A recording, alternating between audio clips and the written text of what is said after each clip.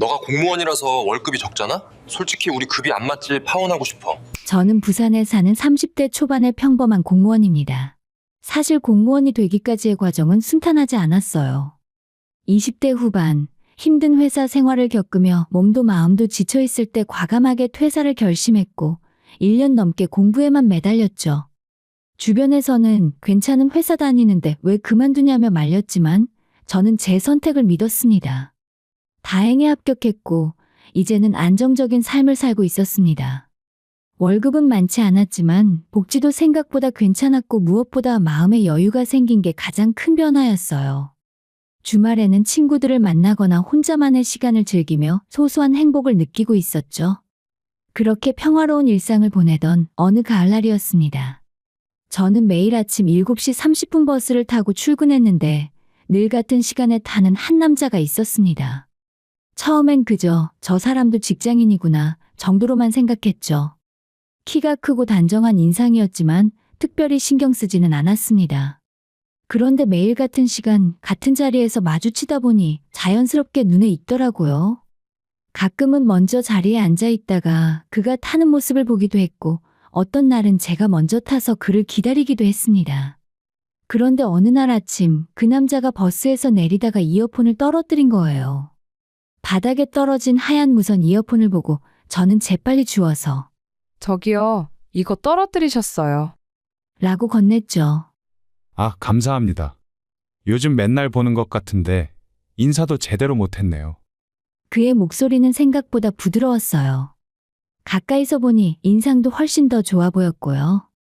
우리는 그날부터 버스에서 마주치면 가볍게 인사를 나누게 되었고 일주일쯤 지났을 때 그가 먼저 말을 걸어왔습니다. 혹시 괜찮으시면 커피 한 잔 어때요?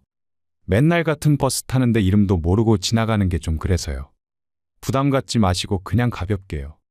저는 잠깐 망설였지만 나쁘지 않은 제안이라고 생각했어요. 오히려 신선하고 솔직한 접근이 마음에 들었죠. 그렇게 우리는 퇴근 후에 회사 근처 조용한 카페에서 처음으로 제대로 된 대화를 나눴습니다. 그의 이름은 준호였고 저보다 2살 많은 직장인이었어요. 중소기업 사무직으로 일하고 있다고 했죠. 회사는 좀 작은 편인데 그래도 다들 좋은 분들이라 다닐만해요. 월급은 뭐 그렇게 많진 않지만요. 저도 공무원이긴 한데 생각보다 할 일이 많더라고요. 월급이 적어도 안정적이라는 게 장점이죠. 공무원이시구나. 부럽네요. 안정적이잖아요.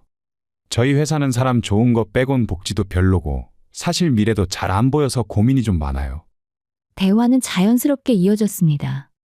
이 남자는 생각했던 것보다 훨씬 재미있는 사람이었고 무엇보다 제 이야기를 진지하게 들어주는 모습이 좋더라고요. 그는 웃을 때 눈이 초승달처럼 구부러졌고 이야기할 때 상대방의 눈을 똑바로 바라보는 습관이 있었어요. 그런 작은 디테일들이 저에게는 무척 매력적으로 다가왔습니다. 첫 만남 이후로 우리는 자주 연락을 주고받았고 주말에도 만나 영화를 보거나 식사를 하게 되었어요. 처음엔 친구처럼 편하게 지냈지만 시간이 지날수록 서로에게 특별한 감정이 생기고 있다는 걸 느낄 수 있었죠. 이 남자는 정말 세심한 사람이었습니다. 제가 피곤해 보이면 오늘 힘들었어? 푹 쉬어. 라며 먼저 배려해줬고 작은 선물이나 손편지로 마음을 표현하는 것도 자연스러웠죠. 외모도 괜찮았지만 무엇보다 그 따뜻한 성격이 저를 끌어당겼어요. 그렇게 우리는 자연스럽게 연인이 되었습니다. 연애 초반은 정말 행복했어요. 주말마다 데이트를 하고 평일에도 퇴근 후 짧게라도 얼굴을 보려고 했었죠. 준호는 항상 저를 먼저 생각해줬고 저 역시 그런 그에게 최선을 다해 사랑을 표현했어요. 함께 영화를 보고 맛집을 찾아다니고 때로는 아무 계획 없이 산책만 하기도 했습니다. 그저 함께 있다는 것만으로도 충분했어요. 그래서 저는 이 사람과 오래오래 함께 할 수 있을 거라고 믿었습니다. 그때까지만 해도 앞으로 닥쳐올 일들을 전혀 예상하지 못했어요. 그저 평범하고 따뜻한 사랑이 계속될 거라고만 생각했죠. 주변 친구들도 우리를 보며 너희 진짜 잘 어울린다고 부러워했고 저도 그렇게 믿었습니다. 버스에서 시작된 우연한 인연이 연애로 발전하고 서로를 아끼며 행복한 시간을 보내던 그 시절. 지금 돌이켜보면 그게 우리의 가장 순수했던 순간이었던 것 같습니다. 아무런 계산도 없이 그저 서로를 좋아하는 마음만으로 함께했던 그 시간들이 지금은 너무나 소중하게 느껴져요. 이 남자와 사귄 지 6개월쯤 지났을 때였습니다. 어느 날 저녁 평소보다 표정이 어두운 남자친구를 보며 저는 물어봤어요. 무슨 일 있어? 오늘 기분이 안 좋아 보이는데. 사실 회사 일 때문에 스트레스가 좀 심해. 오늘 명절 앞두고 선물 받았는데 고작 식용유 세트더라. 작년이랑 똑같아. 남자친구는 한숨을 쉬며 이야기를 이어갔습니다. 그가 다니는 중소기업은 월급이 250만 원 정도였는데 복지는 거의 없다시피 했대요. 명절 상여금도 없고 야근 수당도 제대로 안 나오고 승진 기회도 보이지 않는다고 했죠. 무엇보다 미래가 보이지 않는다는 게 가장 큰 고민이었습니다. 지영아, 솔직히 말하면 이 회사 다니면서 결혼 생각하기가 힘들어. 여기 월급으로는 우리 둘이 살기도 빠듯할 것 같고 애라도 생기면 어떻게 하나 싶어. 그의 말에 저는 가슴이 찡했어요. 남자친구는 저와의 미래를 진지하게 생각하고 있었고 그래서 더 고민이 깊은 거였죠. 저는 그의 손을 꼭 잡으며 말했습니다. 그럼 이직 준비해봐. 내가 도와줄게. 우리 함께 해보자. 정말? 근데 쉽지 않을 거야. 나 학벌도 별로고 경력도 그렇게 화려하지 않아서. 괜찮아. 차근차근 준비하면 돼. 내가 옆에서 도와줄게. 그날부터 준호는 본격적으로 이직 준비를 시작했습니다. 퇴근 후에는 집 근처 도서관으로 직행했고 주말에도 자격증 공부에 매달렸어요. 저도 최대한 도와주고 싶었습니다. 채용 정보를 찾아주고 자기소개서를 함께 쓰고 면접 예상 질문을 만들어서 모의 면접도 해줬어요. 지영아, 이거 좀 봐줄래? 자소서 쓰긴 했는데 이게 맞나 싶어서. 어디 한번 볼게. 여기 이 부분은 좀 더 구체적으로 쓰는 게 좋을 것 같아. 자기가 실제로 했던 프로젝트 이름이랑 성과를 넣어봐. 그래? 고마워. 너 없었으면 진작 포기했을 거야. 준호는 정말 열심히 했습니다. 하루에 서너 시간씩 공부하고 자격증도 하나둘씩 따기 시작했어요. 저도 그런 글을 보면서 더욱 힘을 냈죠. 데이트 시간이 줄어들긴 했지만 오히려 준호의 미래를 위한 투자라고 생각하니 기꺼이 기다릴 수 있었습니다. 하지만 현실은 생각보다 냉혹했어요. 준호는 지원하는 곳마다 서류에서 떨어지거나 간신히 면접을 봐도 최종 합격 소식은 들려오지 않았습니다. 한 달에 10군데씩 지원했지만 결과는 번번이 불합격이었죠. 또 떨어졌어. 이번엔 진짜 될 줄 알았는데. 면접까지 갔는데 또 안 되네. 남자친구의 목소리에는 좌절감이 가득했어요. 저는 그를 안아주며 위로했습니다. 괜찮아. 다음에 또 기회 있어. 너무 낙담하지 마. 지영아, 미안해. 나 때문에 주말마다 데이트도 제대로 못하고. 그런데도 이렇게 계속 떨어지기만 하면 어떡하지? 그런 소리 하지 마. 우리 천천히 가는 거야. 조급해하지 말고. 하지만 시간이 지날수록 남자친구의 자신감은 점점 떨어져 갔습니다. 1년 가까이 이직 준비를 했지만 결과는 여전히 신통치 않았어요. 학벌이 좋지 않다는 이유로, 경력이 부족하다는 이유로 때로는 아무 이유 없이 떨어지기도 했죠. 남자친구는 점점 지쳐갔고 저도 그런 글을 보며 마음이 아팠습니다. 지영아, 나 그냥 포기할까? 이렇게 계속 떨어지는데 의미가 있나 싶어. 안 돼. 여기까지 왔는데 포기하면 아까워. 조금만 더 힘내봐. 저는 남자친구를 다시 일으켜 세웠습니다. 함께 새로운 전략을 짜고 부족한 부분을 보완하며 끊임없이 응원했어요. 면접 전날에는 긴장한 남자친구를 위해 손편지를 써주기도 했고 합격을 기원하는 의미로 작은 선물을 주기도 했죠. 정말 고마워. 내가 이렇게까지 버틸 수 있는 건 네가 있어서야. 당연한 거 아니야? 우리 함께 가는 거잖아. 그렇게 2년이라는 시간이 흘렀습니다. 연애를 시작한 지 거의 3년이 다 되어가는 시점이었어요. 남자친구는 여전히 이직에 성공하지 못했고 저는 여전히 그를 응원하고 있었습니다. 주변에서는 언제까지 그렇게 기다릴 거냐고 물었지만 저는 흔들리지 않았어요. 남자친구는 좋은 사람이었고 저는 그를 진심으로 사랑했으니까요. 어느 날 저녁 남자친구가 평소와 다르게 밝은 목소리로 전화를 걸어왔습니다. 지영아, 드디어 됐어. 최종 합격했어. 정말? 어느 회사에? 어떤 중견기업인데 당장 이직하면 연봉이 3,600은 된대. 무엇보다 지금 회사보다 복지도 훨씬 좋고 성장 가능성도 있는 회사야. 저는 기쁨의 소리를 질렀어요. 드디어 남자친구의 노력이 결실을 맺은 거였죠. 2년이 넘는 시간 동안 함께 준비하고, 함께 좌절하고, 함께 다시 일어섰던 그 모든 순간들이 주마등처럼 스쳐 지나갔습니다. 축하해. 정말 잘했어. 너무 기쁘다. 다 네 덕분이야. 너 없었으면 진작 포기했을 거야. 정말 고마워, 지영아. 그날 밤, 우리는 조촐하게 합격 축하 파티를 했습니다. 저는 남자친구가 정말 자랑스러웠어요. 그리고 이제 우리의 미래도 조금 더 밝아질 거라고 믿었습니다. 사실 그 회사는 제 아버지를 통해 연결된 곳이었지만 자존심 강한 남자친구를 위해 그 사실은 절대 말하지 않기로 마음먹었어요.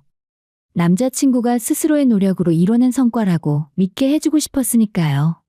남자친구의 합격 소식을 듣고 며칠 후에 저는 아버지와 단둘이 저녁을 먹게 되었습니다. 아버지는 조용히 물으셨어요. 준호라는 친구 그 회사 합격했다며? 너가 기분이 참 좋겠구나. 네, 아빠. 정말 감사해요. 아빠가 도와주지 않았으면 힘들었을 거예요. 사실 그 회사는 순전히 아버지의 인맥으로 연결된 곳이었습니다. 남자친구가 1년 넘게 이직 준비를 하는 모습을 지켜보던 저는 아버지께 조심스럽게 부탁을 드렸었죠. 아버지는 대학 동창이 운영하는 중견기업의 남자친구를 추천해 주셨고 서류 전형부터 면접까지 세심하게 신경 써주셨습니다. 그 친구한테는 말 안 했지? 네, 절대 말 안 할 거예요. 자존심이 강해서. 괜히 알면 안 좋아할 것 같아요. 그래, 그게 나을 것 같구나. 그 친구 성실하고 괜찮은 것 같더라. 잘 챙기거라. 아버지의 배려 덕분에 남자친구는 자신이 순전히 실력으로 합격했다고 믿고 있었습니다. 저는 그 비밀을 가슴 깊이 묻어두기로 했어요. 그의 기쁨과 자신감을 지켜주고 싶었으니까요. 입사일이 한 달 앞으로 다가온 어느 주말, 남자친구는 저를 근사한 레스토랑으로 데려갔습니다. 평소 가지 않던 분위기 좋은 곳이었고 그 사람은 평소보다 훨씬 더 말끔하게 차려입고 나왔어요. 오늘 왜 이렇게 꾸몄어? 무슨 특별한 날이야? 특별한 날이지. 너한테 할 말이 있어서. 식사를 마치고 후식이 나올 때쯤 남자친구는 주머니에서 작은 상자를 꺼냈습니다. 그리고 제 앞에 무릎을 꿇더니 떨리는 목소리로 말했어요. 나랑 결혼해 줄래? 이제 직장도 옮기게 되면 충분히 결혼할 수 있을 것 같아. 저는 눈물이 핑 돌았습니다. 3년 가까이 함께하며 이 순간을 기다려왔는데 막상 청혼을 받으니 실감이 나지 않았어요. 레스토랑 안에 사람들도 우리를 지켜보고 있었고 누군가는 박수를 치기 시작했습니다. 그래, 좋아. 나도 너랑 결혼하고 싶어. 남자친구는 제 손에 반지를 끼워주며 환하게 웃었어요. 그 순간이 정말 행복했습니다. 우리는 서로를 꼭 안았고 주변 사람들의 축하를 받으며 기쁨을 나눴죠. 다음 날부터 본격적인 결혼 준비가 시작되었습니다. 먼저 양가 부모님께 인사를 드렸어요. 제 부모님은 이미 남자친구를 여러 번 만나봤기에 흔쾌히 허락해 주셨고 그의 부모님도 따뜻하게 저를 맞아주셨습니다. 지영이가 우리 아들 옆에서 많이 도와줬다며? 고맙네. 아니에요. 워낙 열심히 해서 제가 옆에서 응원만 했어요. 우리 아들 성격이 좀 급한데 잘 부탁한다. 앞으로 우리 가족이나 마찬가지니까 편하게 지내자. 남자친구의 부모님은 소박하지만 따뜻한 분들이었습니다. 저는 이 가족과 함께 살아갈 생각을 하니 설레기도 하고 조금 긴장되기도 했어요. 그리고 결혼 준비는 제 생각보다 복잡했습니다. 예식장을 알아보고 예물을 고르고 청첩장을 디자인하고 하객 명단을 정리하는 일들이 쏟아졌죠.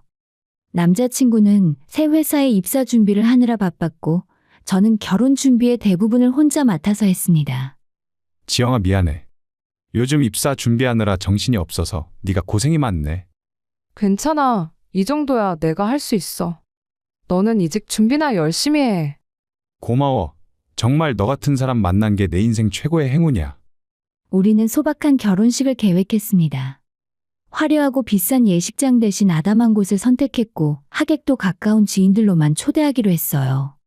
남자친구의 월급이 300만 원 정도로 올랐다고는 해도 아직 여유가 많지는 않았으니까요. 저도 공무원이라 월급이 그리 높지 않았고 우리는 현실적으로 생각하기로 했습니다.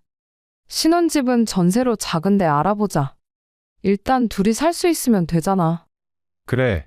나중에 여유 생기면 그때 더 넓은 곳으로 옮기면 되지. 우리는 함께 부동산을 돌아다니며 신혼집을 알아봤어요. 작지만 깨끗한 투룸을 찾았고 가구도 꼭 필요한 것만 구입하기로 했습니다. 돈은 많지 않았지만 서로를 향한 사랑과 신뢰가 있었기에 충분하다고 생각했어요. 결혼식 날짜도 잡았습니다. 6개월 후 다가오는 봄에 날씨가 가장 좋을 때로 정했죠. 남자친구는 새 회사에 적응할 시간도 필요했고 저도 결혼 준비를 차근차근 하고 싶었으니까요. 6개월 후면 우리 정말 부부가 되는 거네. 생각만 해도 설레. 너랑 매일 함께 있을 수 있다는 게. 나도 퇴근하고 집에 가면 네가 있다는 게 너무 좋아. 우리는 함께 미래를 그렸습니다. 신혼여행은 어디로 갈지, 나중에 아이가 생기면 어떤 이름을 지을지, 주말에는 뭘 하며 지낼지. 소소하지만 행복한 상상들이 끝없이 이어졌어요. 남자친구는 새 회사 입사를 한 달 앞두고 있었고, 저는 결혼 준비에 한창이었습니다. 모든 것이 완벽하게 진행되고 있었고, 우리의 미래는 밝아 보였어요. 3년 동안 함께 힘든 시간을 견뎌냈고, 이제는 행복만 남았다고 믿었습니다. 그때만 해도 저는 정말 순진했습니다. 사랑만 있으면 모든 게 해결될 거라고, 우리는 영원히 행복할 거라고 믿었어요. 하지만 인생은 제가 생각했던 것보다 훨씬 더 복잡하고 예측 불가능한 것이었습니다. 곧 닥쳐올 일들을 저는 전혀 예상하지 못했죠. 남자친구가 새 회사에 입사한 지 2달쯤 지났을 때부터였습니다. 뭔가 이상한 기운이 느껴지기 시작했어요. 처음에는 제 착각이라고 생각했지만 시간이 지날수록 그 느낌은 점점 더 확실해졌습니다. 오늘 저녁이나 같이 먹을까? 아, 미안. 오늘 회사 선배들이랑 저녁 약속 있어서. 다음에 보자. 그래, 알았어. 조심히 다녀와. 처음엔 새 회사에 적응하느라 바쁜 거라고 이해했습니다. 하지만 그런 일이 일주일에 2~3번씩 반복되더니 어느새 일주일 내내 만나지 못하는 날들이 생기기 시작했어요. 전화를 해도 잘 받지 않았고 문자 답장도 몇 시간씩 늦어졌습니다. 우리 이번 주말에 웨딩드레스 보러 가기로 했잖아. 아, 그게 친구들이랑 갑자기 약속이 생겨서. 미안한데 다음 주로 미뤄도 될까? 지난주에도 미뤘잖아. 알아, 미안해. 요즘 회사 일도 바쁘고 친구들 만나기도 힘들어서 조금만 이해해줘. 저는 참았습니다. 새 직장에서 인간관계를 쌓는 것도 중요하니까요. 하지만 마음 한편으로는 서운함이 쌓여갔어요. 결혼 준비는 대부분 제가 혼자 하고 있었고 남자친구는 점점 더 무관심해지는 것 같았습니다. 어느 날 저녁 간신히 시간을 맞춰서 만났을 때였습니다. 남자친구는 평소와 다르게 무뚝뚝했고 핸드폰만 쳐다보며 말수도 적었어요. 저는 조심스럽게 물어봤습니다. 요즘 무슨 일 있어? 왜 이렇게 연락도 안 되는 거야? 아무것도 아니야. 그냥 좀 피곤해서. 나한테 무슨 불만 있으면 말해. 우리 결혼을 앞둔 사이잖아. 남자친구는 잠시 침묵하더니 한숨을 쉬며 말했습니다. 지영아, 솔직히 말할게. 요즘 회사 선배들이랑 이야기 많이 나누는데 우리 결혼 생활에 대해 들으면 들을수록 걱정이 돼. 무슨 이야기인데? 다들 결혼하면 돈 때문에 힘들다고 하더라. 애 낳으면 돈 더 들고 부부가 맞벌이해도 빠듯하다고. 특히 요즘 물가는 계속 오르는데 월급은 그대로니까. 저는 어이가 없었습니다. 그래서 뭘 하는 건지 이해가 되지 않았어요. 그래서 우리도 맞벌이 할 거고 처음부터 화려하게 살 생각 없잖아. 돈이야 천천히 모으면 되는 거 아니야? 그게 내 생각엔 좀 더 여유가 있어야 할 것 같아. 지금 내가 월 300 받는다고 해도 네 월급이랑 합쳐봤자. 남자친구의 말투에는 이전과 다른 무언가가 담겨 있었습니다. 마치 제 월급이 부족하다는 듯한 뉘앙스였어요. 저는 가슴이 철렁했지만 애써 평정을 유지하며 말했습니다.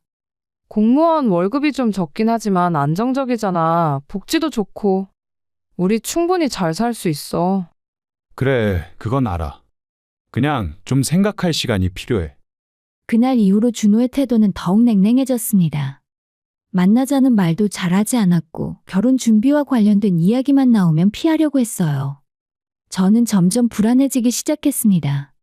그리고 2주쯤 지났을 때 남자친구는 또다시 약속을 취소했습니다. 이번에는 예식장 계약금을 내러 가기로 한 날이었어요. 저는 더 이상 참을 수 없었습니다. 대체 무슨 일이야? 왜 이러는 거야? 나랑 결혼하기 싫어진 거야? 미안. 미안하다는 말만 하지 말고 제대로 이야기해봐. 뭐가 문제인데? 남자친구는 한참을 망설이더니 드디어 입을 열었습니다. 지영아, 나 요즘 회사 사람들 보면서 많이 생각했어. 다들 좋은 차를 몰고 다니고 여유롭게 살더라고. 나도 그렇게 살고 싶어. 근데 지금 상황으로는 힘들 것 같아. 무슨 소리야? 우리 천천히 모으면 되잖아. 처음부터 다 가질 수는 없는 거 아니야?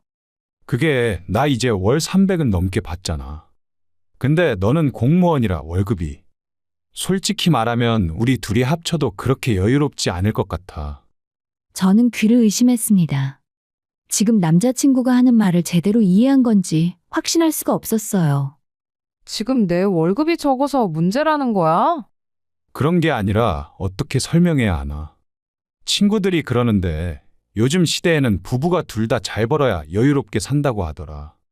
나는 이제 월 300이니까 괜찮은 것 같은데 너는? 잠깐만, 너 지금 나한테 진심으로 그런 말 하는 거야? 남자친구는 제 눈을 똑바로 보지 못했습니다. 그리고 다음 순간 믿을 수 없는 말이 그의 입에서 튀어나왔어요. 미안하지만 나 결혼 못할 것 같아. 쪼들리며 살고 싶지 않아.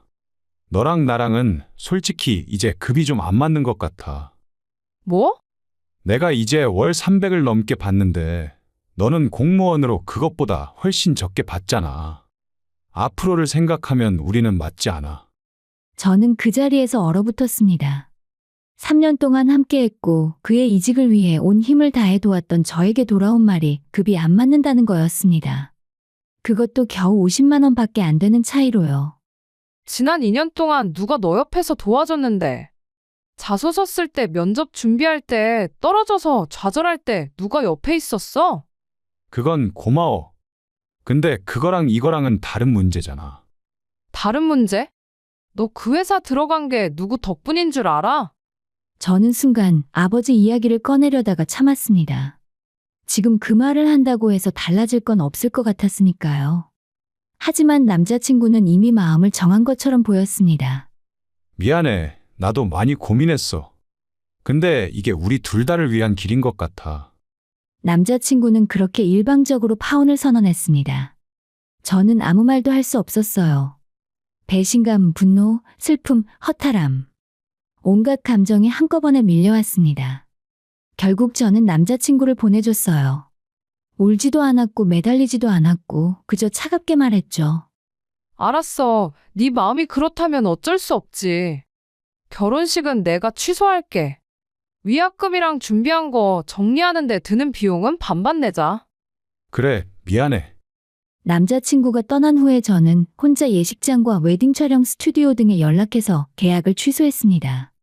물론 위약금을 물어야 했고 이미 준비한 것들도 정리해야 했어요. 하객들에게도 일일이 연락해서 결혼이 취소됐다고 알렸습니다. 너무나 창피하고 수치스러웠지만 해야 할 일이었어요. 모든 정리를 마치고 나니 저는 완전히 지쳐버렸습니다.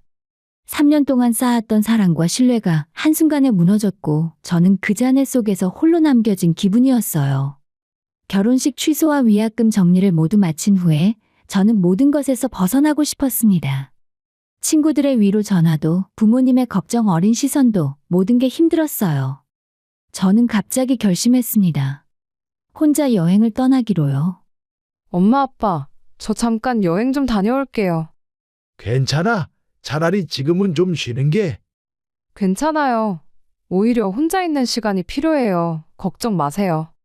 저는 원래 신혼여행으로 가려고 했던 발리 대신 동남아시아행 비행기표를 끊었습니다. 혼자만의 이별 여행이었죠. 핸드폰도 꺼버렸어요. 아무와도 연락하고 싶지 않았습니다. 태국 방콕에 도착한 첫날, 저는 호텔방에서 한참을 울었습니다. 참았던 눈물이 폭포수처럼 쏟아졌어요. 왜 이렇게 됐을까? 뭐가 잘못된 걸까? 계속 자문했지만 답은 나오지 않았습니다. 내가 뭘 잘못했지? 최선을 다했는데. 하지만 울고 나니 조금은 후련했습니다. 그동안 너무 강한 척하느라 억눌렀던 감정들을 모두 쏟아낸 것 같았어요. 다음 날부터는 천천히 여행을 시작했습니다. 사원을 돌아보고 현지 음식을 먹고 시장을 구경했어요. 혼자라서 외로웠지만 동시에 자유로웠습니다. 일주일쯤 지났을 때 저는 해변에 앉아서 석양을 바라보고 있었습니다. 붉게 물든 하늘을 보며 생각했어요. 남자친구와의 3년이 완전히 헛된 시간은 아니었다고. 그 시간 동안 저도 많이 성장했고 사랑하는 법도 배웠으니까요. 비록 끝은 쓰라렸지만 그것도 인생의 한 부분이라고 받아들이기로 했습니다. 이제 다시 시작하면 돼. 나 혼자서도 충분히 잘 살 수 있어. 열흘간의 여행을 마치고 인천공항에 도착했을 때 저는 이전보다 훨씬 평온한 마음이 되어 있었습니다. 짐을 찾아 나오면서 꺼놨던 핸드폰을 켰어요. 그런데 순간 화면이 미친 듯이 진동하기 시작했습니다.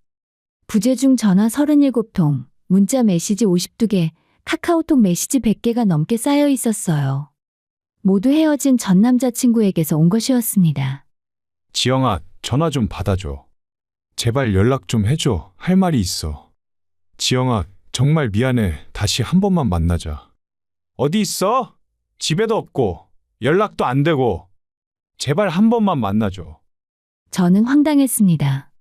자기가 파혼하고 떠나놓고 이제 와서 무슨 할 말이 있다는 건지. 저는 메시지를 무시하고 집으로 향했어요. 그런데 집 앞에 도착하자마자 믿을 수 없는 광경이 펼쳐졌습니다. 남자친구가 제 집 앞에서 기다리고 있었던 거예요. 그것도 초라한 모습으로요. 얼마나 기다렸는지 수염도 덥수룩하고 옷도 꼬질꼬질해 보였습니다. 지영아, 남자친구는 저를 보자마자 달려왔습니다. 저는 본능적으로 한 걸음 뒤로 물러났어요. 너가 왜 여기 있어? 지영아, 미안해.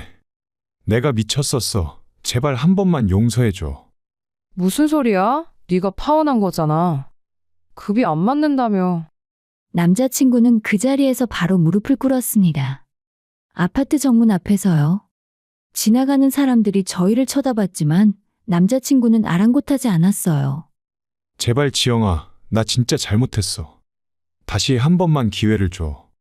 일어나. 창피하게 왜 이래?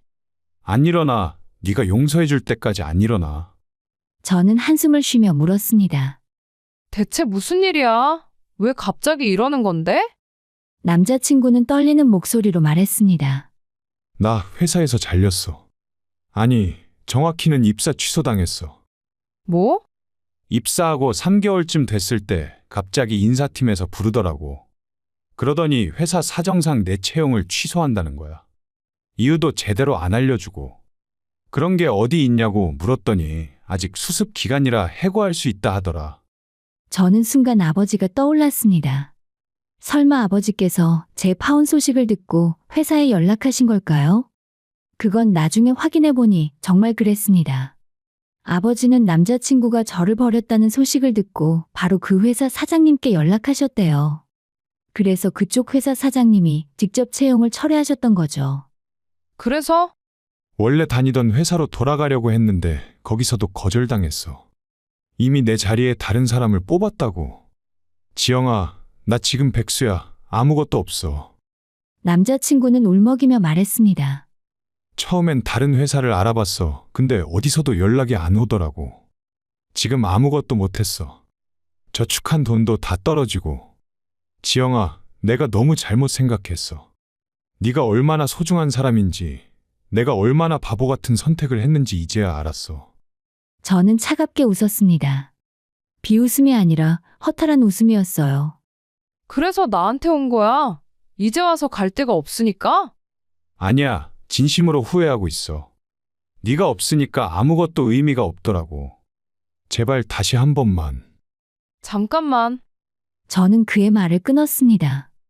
너 그때 나한테 뭐라고 했는지 기억해? 급이 안 맞는다고 했잖아. 월 300 넘게 받는 너랑 공무원인 나랑은 급이 안 맞는다고. 미안해, 내가 정말. 그런데 지금은 어때? 너 지금 백수잖아. 월급 0원이면 너랑 나랑 급이 맞아? 남자친구는 아무 말도 하지 못했습니다. 저는 계속 말을 이었어요. 솔직히 말해봐. 지금 나한테 다시 매달리는 거 나를 사랑해서가 아니라 네가 힘들어서잖아. 당장 기댈 곳이 필요해서잖아. 아니야, 진심으로. 됐어. 더 이상 듣고 싶지 않아. 저는 가방을 끌고 뒤돌아가려고 했습니다. 남자친구가 다시 제게 매달렸어요. 지영아, 내가 뭐든지 할게. 다시 취직할게. 열심히 일할게. 제발 한 번만 더 기회를 줘. 내가 너한테 3년 동안 뭐 했는지 알아? 네 이직 준비 도와주느라 내 시간과 내 돈, 내 마음 다 쏟아 부었어. 그런데 넌 성공하자마자 나를 버렸잖아.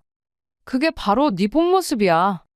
내가 미쳤었어. 회사 사람들 말에 현혹돼서. 그래, 네가 미쳤지. 근데 나는 이제 안 미쳤어. 너 같은 사람한테 다시는 속지 않을 거야. 지영아, 네가 그 회사 연결해 준 거 알아. 네 아버지가 날 추천해 줬다는 것도 알아. 그러니까 이런 상황도 책임져야 하는 거 아니야? 그 순간 저는 돌아서서 남자친구를 똑바로 쳐다봤습니다. 내가 왜 책임을 져? 내가 널 도와준 건 사랑했기 때문이야. 네가 행복하길 바랐으니까. 그런데 넌 그걸 이용만 하고 버렸잖아. 이제 와서 나한테 책임을 운운하는 게 말이 돼. 그게 그리고 말이야, 미안하지만 나는 안정적인 공무원이거든. 넌 지금 아무것도 없잖아. 우리 급이 맞지 않네. 남자친구의 얼굴이 하얗게 질렸습니다. 자신이 했던 말이 그대로 돌아온 거였죠. 이제 다신 내 앞에 나타나지 마. 우리 끝났어. 저는 그렇게 말하고 현관문을 닫았습니다. 밖에서 남자친구가 문을 두드리며 울부짖는 소리가 들렸지만 저는 무시했어요. 이미 끝난 관계였으니까요. 남자친구를 완전히 거절한 후에 저는 제 삶을 다시 정리하기 시작했습니다. 그는 며칠 동안 문자와 전화를 계속 보냈지만 저는 모두 차단했어요. 더 이상 그와 나눌 이야기는 없었으니까요. 아버지께 사실을 확인했을 때 아버지는 담담하게 말씀하셨습니다. 그 친구가 너랑 헤어졌다는 소식 듣고 회사에 연락했다. 그런 사람은 회사에 필요 없을 것 같다고 했지. 지영아, 네가 잘못한 게 아니야. 네 선택이 옳았어. 사실 아버지의 말씀이 큰 위로가 되었습니다. 저는 남자친구에게 배신당했지만 저를 진심으로 아끼는 사람들은 여전히 곁에 있었어요. 한 달쯤 지났을 때 친구를 통해서 남자친구의 소식을 들었습니다. 그는 결국 부산을 떠나서 다른 지방에 있는 작은 회사에 취직했다고 했어요. 월급도 이전보다 훨씬 적고 일하는 조건도 좋지 않은 곳이라고 했죠. 저는 특별한 감정이 들지 않았습니다. 그저 자업자득이구나 하는 생각뿐이었어요.